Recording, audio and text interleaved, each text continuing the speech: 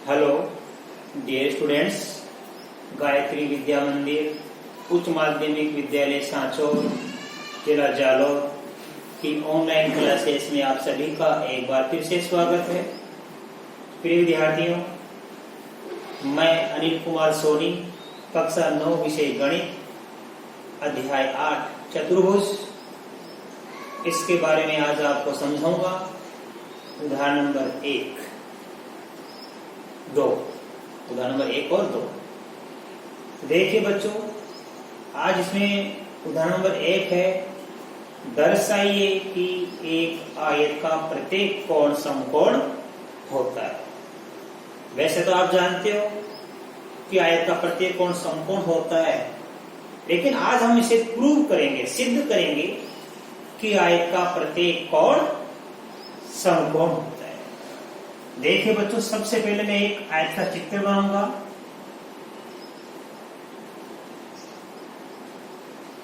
Right, ये हमने एक आयत का चित्र बना दिया। अब देखो कैसे करेंगे। हम जानते हैं कि आयत क्या होता है, एक समांतर चतुर्भुज ही तो होता है, जिसका एक कोण क्या होता है, समकोण होता है। आयत क्या होता है, एक ऐसा समांतर चतुर्भुज होता है जिसका कोई एक कोण तो समकोण होता ही है। देखिए, चूंकि हम जानते हैं एक आयत वह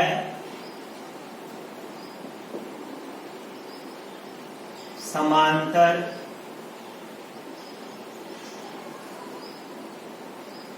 चतुर्भुज होता है जिसका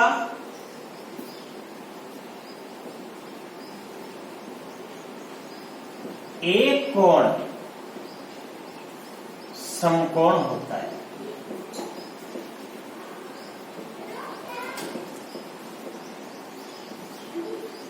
राइट, तो अपन लिखेंगे, देखो दिया है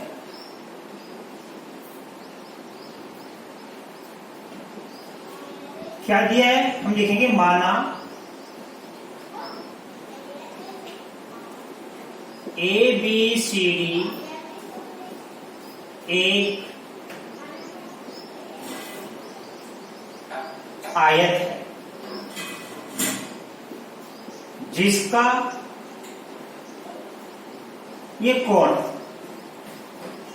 कोई से मान लो, चाहे ये मान लो चाहे ये भी मान लो, जिसका कोई भी एक कोण समकोण मानना है, जिसका कोण A बराबर 90 डिग्री है। ये हमने मान लिया ABCD एक आयत है जिसका कोण A क्या है, समकोण है। ठीक है, सिद्ध करना है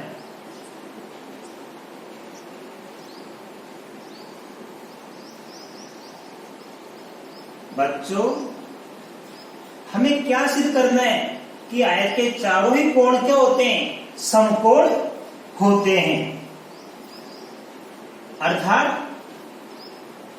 कोण A बराबर कोण B बराबर कोण C बराबर कोण B, और ये सभी कितने होने चाहिए, 90 डिग्री होने चाहिए चारों। एक तो हमको दे रखा है, तो बाकी इन तीनों को भी क्या लाना है, B को, C को, D को 90 डिग्री लाना है। तो देखिए, इसके लिए उत्पत्ति क्या लिखेंगे हम,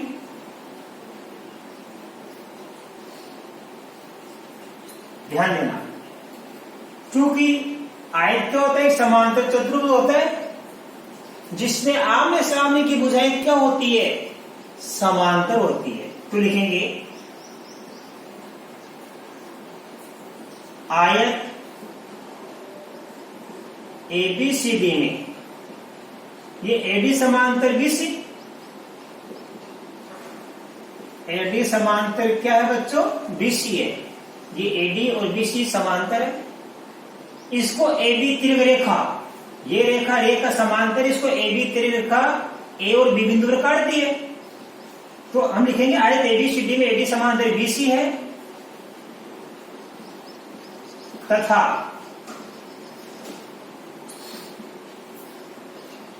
तिर्यक रेखा AB, इन्हें का मतलब इन दोनों समांतर रेखाओं को क्रमशः ए व बी बिंदु पर काटती है, ए और बी बिंदु पर काटती है। ए तथा बी बिंदु पर काटती है। तो देखो एबीसीडी हमारा एक आयत है जिसमें एडी समांतर क्या है बीसी, और एबी तिर्यक रेखा इनको ए और बी बिंदु पर काटती है। इसलिए ध्यान देना, कोण ए प्लस कोण बी बराबर कितना होगा? 180 डिग्री। क्यों होगा? क्योंकि तिर्यक रेखा के एक ही ओर के अंत कोण है, एक ही ओर के अंतः कोणों का योग कितना होता है? 180 डिग्री होता है। ये बातें मैंने आपको समझा रखी है। ये एडी और बीसी वाली समांतर रेखा और एबी हमारी तिर्यक रेखा इसको काट रही है ए और बी पर, इसलिए तिर्यक रेखा है, इसके एक ही ओर ऊपर और इधर ये एक ही ओर बन रहे, तो एक ही ओर जब अंतः कोण बनते हैं उनका योग कितना होता है? 180 डिग्री। इसलिए ए प्लस बी आ गया 180 डिग्री। अब लिखेंगे चूंकि कोण ए बराबर क्या माना था हमने? 90 डिग्री माना था, इसलिए इस एक की जगह 90 रख देंगे हम। एक की जगह हमने रख दिया 90 डिग्री प्लस कोण बी बराबर 180 डिग्री। इसलिए कोण बी का मान कितना आ जाएगा? 180 माइनस 90 डिग्री। तो कोण बी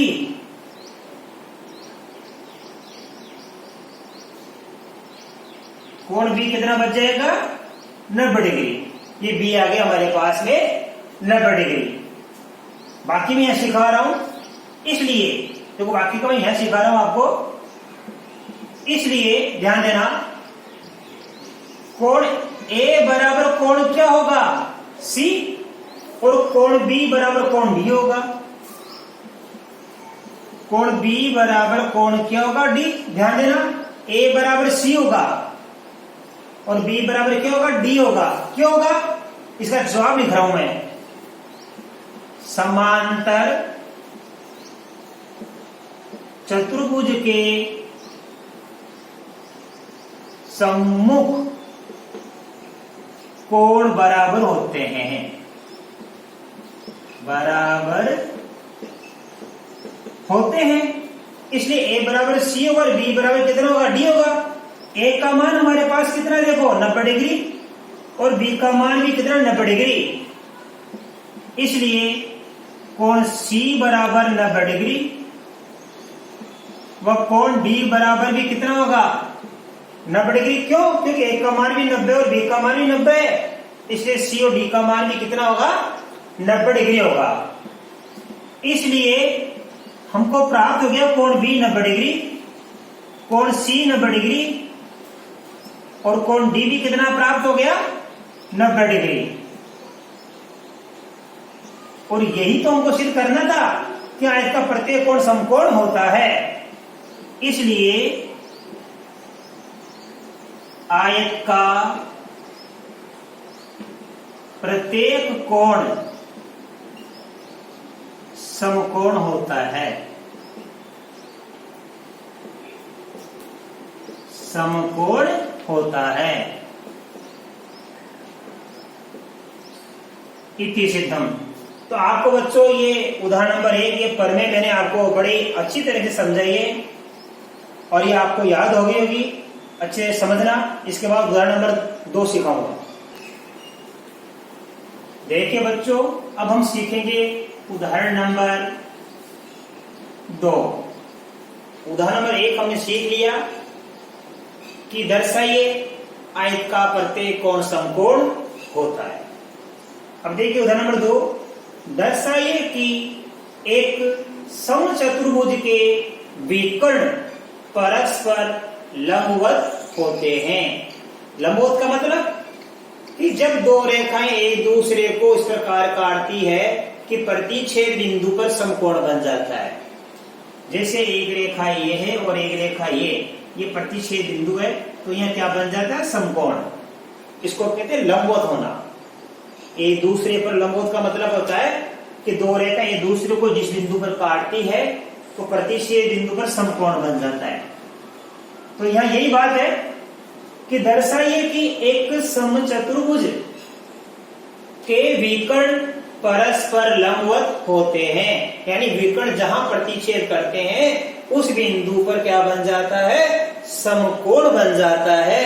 ये हमको सिद्ध करना है। देखो बच्चों, बड़ा ही अच्छा सवाल है ये। सबसे पहले हम एक समचतुर्भुज की आकृति बनाएंगे।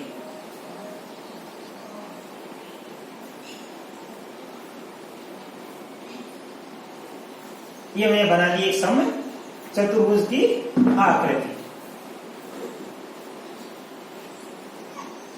मैं लिखूंगा यहाँ पे इसका नाम A B C D, right? A B C D क्या बनाए हमने? ये हमने एक समचतुर्भुज की आकृति बना दी, राइट? अब इसके क्या खींचेंगे? हम दो विकर्ण खींचेंगे। क्या खींचेंगे? विकर्ण खींचेंगे हम। देखो आकृति बनाना सीखो, उससे सब समझ में आ जाएगा। अब हम इसके दो विकर्ण खींचेंगे। देखो एक विकर्ण AC, इसको मिला देंगे। एक विकर्ण होगा इसका BD, राइट? तो कोई सा मिला दो। पहले विकर्ण में AC खींच रहा हूं। ये विकर्ण हमने AC खींच दिया। अब हम विकर्ण BD खींचेंगे। ये विकर्ण, अब दोनों विकर्ण कहां प्रतिच्छेद कर रहे हैं? इस बिंदु पर प्रतिच्छेद कर रहे हैं। इसका नाम दे देंगे अपन O। नाम दे दिया अपन ने O। आप कुछ अपने मन से और दे सकते हो। तो अब आपके समझ में आ गया कि सबसे पहले प्रमेय को सिद्ध करने के लिए हम लिखते हैं दिया है, राइट? अब क्या दिया है कि ABCD एक समचतुर्भुज है, राइट? और AC और BD इसके दो विकर्ण हैं। दोनों परस्पर O बिंदु पर प्रतिच्छेद कर रहे हैं। ये बातें हमको लिखनी पड़ेगी, दिया है हमें। देखिए बच्चों, सबसे पहले लिखेंगे दिया है। अब क्या दिया है? देखो ABCD एक सम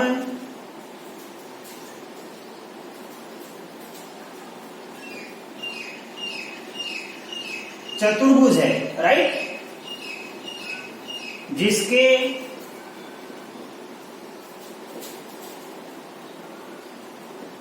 दोनों विकर्ण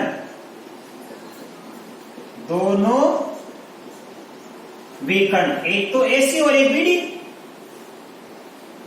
AC तथा BD परस्पर एक दूसरे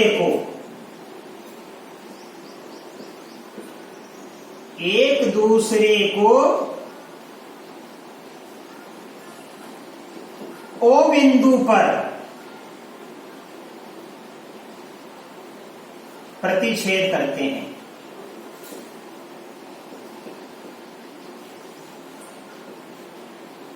राइट? ये हमारे सवाल में दिया है कि ABCD हमारे पास में एक समचतुर्भुज है जिसके दोनों विकर्ण AC और BD परस्पर O बिंदु पर प्रतिच्छेद करते हैं। अब देखो बच्चों, चूंकि ABCD एक समांतर चतुर्भुज है, इसलिए हम जानते हैं कि समांतर चतुर्भुज की चारों भुजाएं क्या होती है, बराबर होती है। चारों भुजाएं क्या होती है, बराबर होती है। इसलिए ए बी भुजा, बी सी भुजा, सी डी भुजा, ए डी भुजा, ये चारों भुजाएं आपस में क्या होगी, ये चारों भुजाएं आपस में बराबर होगी, राइट। अब आप ध्यान देना, यहां पे जैसे पर एक विकर्ण खींचते तो चतुर्भुज क्या होता है, दो त्रिभुजों बढ़ जाता है, और दोनों विकर्ण खींचते हैं तो चतुर्भुज चार त्रिभुजों में विभाजित हो जाता है। हम एक विकर्ण से बनने वाले, ध्यान देना, ये इस चार में से दो विकर्ण को हम सर्वांग समसिद्ध करेंगे। देखो ध्यान से, सबसे पहले हमको लिखना है, सिद्ध करना है।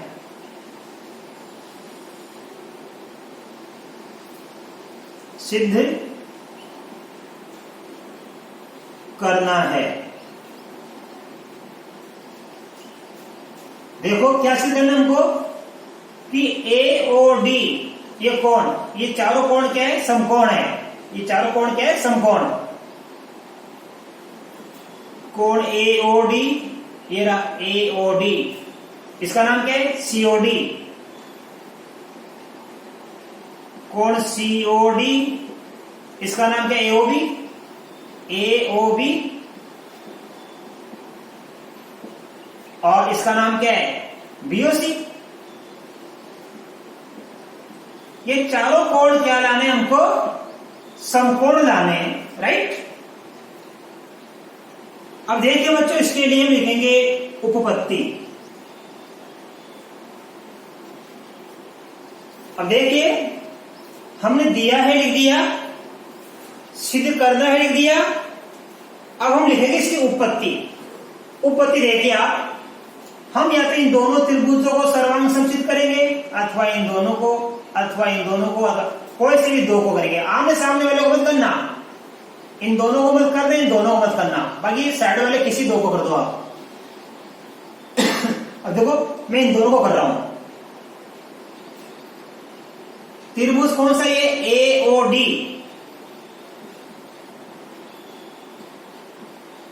राइट। ए ओ डी, ये कौन सा है, सी ओ डी। ये तो ए ओ डी हो गया, ये सी ओ डी हो गया, ये दोनों त्रिभुज।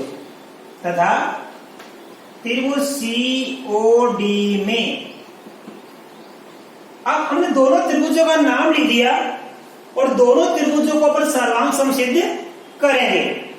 तो कैसे सिद्ध करेंगे, मैंने आपको बता रखा है इसके पहले वाले 7वें चैप्टर में कि दो त्रिभुजों को सर्वांग सम कैसे करते हैं। उनके कोई से भी 3 भाग बराबर ले आओ तो त्रिभुज सर्वांग सम हो जाते हैं। अब देखिए इन दोनों त्रिभुजों को सर्वांग सम कैसे सिद्ध करेंगे, ध्यान देना। त्रिभुज ए ओ डी, त्रिभुज सी ओ डी, इन दोनों में क्या क्या समान है देखिए। इसकी ये भुजा एडी और इसकी ये भुजा सीडी। देखो ए ओ डी की भुजा एडी और सी ओ डी की भुजा सीडी बराबर है। तो लिखेंगे अपन, ध्यान देना, इसकी एडी भुजा और इसकी सीडी भुजा बराबर है। क्यों है, क्योंकि समचतुर्भुज की क्या होती है, चारों भुजाएं बराबर होती है, राइट। और ध्यान देना क्या बराबर है, और ये डीओ बराबर क्या है, डीओ क्यों है, ये उभयनिष्ठ भुजा है, राइट। और ये एडी बराबर सीडी क्यों है, ये है समचतुर्भुज ए बी सी डी की भुजाएं, इसलिए बराबर है। और ध्यान देना अच्छी तरह से, AO बराबर OC, AO बराबर क्या है, OC। क्यों है, क्योंकि हम ये जानते हैं समांतर चतुर्भुज के विकर्ण परस्पर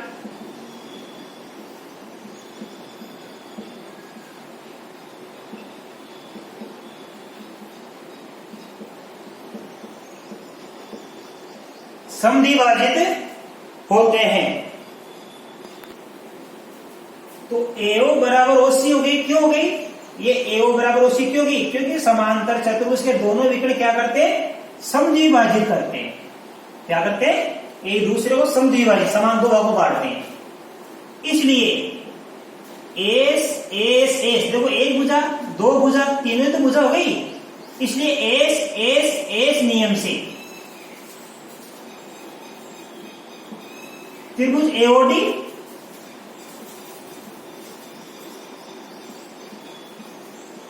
सर्वांग समत्रिभुज COD,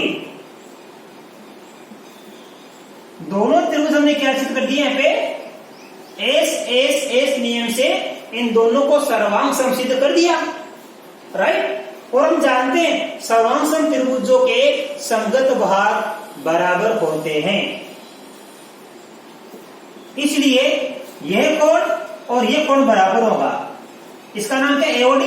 इसलिए कोण AOD बराबर इसका नाम क्या होगा? COD। कोण COD ये कैसे हुआ? By CPCT। आपको बता रखा है बाई CPCT का मतलब कि सर्वांग सम त्रिभुजों के संगत भाग बराबर होते हैं। ठीक है, तो ये दोनों कोण क्या हो गए? बराबर। अब आप ध्यान से समझिए, देखो ध्यान से। इसलिए अब ये दोनों भाग बराबर हो गए और ये क्या है? एक रेखा पर बन रहे हैं। तो लिखेंगे इसलिए कोण AOD प्लस कोण COD, इन दोनों को जोड़ दिया मैंने। इन दोनों का जोड़ कितना हो जाएगा? 180 डिग्री हो जाएगा। इन दोनों का जोड़ 180 डिग्री क्यों हुआ? क्योंकि दोनों कैसे कोण है? रेखिक कोण युग्म है। यानी एक रेखा पर बनने वाले कोणों का जोड़ कितना होता है? 180 डिग्री होता है। इसलिए अब देखो ये AOD और CD दोनों बराबर है, तो ये भी AOD बन जाएगा और ये भी AOD बन जाएगा। या तो दोनों को AOD बना दो या दोनों को COD बना दो, क्योंकि AOD और CD दोनों बराबर है। इसलिए हम लिखेंगे दो कोण COD बराबर, या AOD करते एक ही बात है, 180 डिग्री। हम दो को इससे काट देंगे, कितनी बार गया? 90 बार गया। इसलिए AOD, कोण AOD बराबर क्या बच गया? 90 डिग्री बच गया। तो जब AOD हमारे पास 90 डिग्री आ गया तो ये भी 90 डिग्री होगा।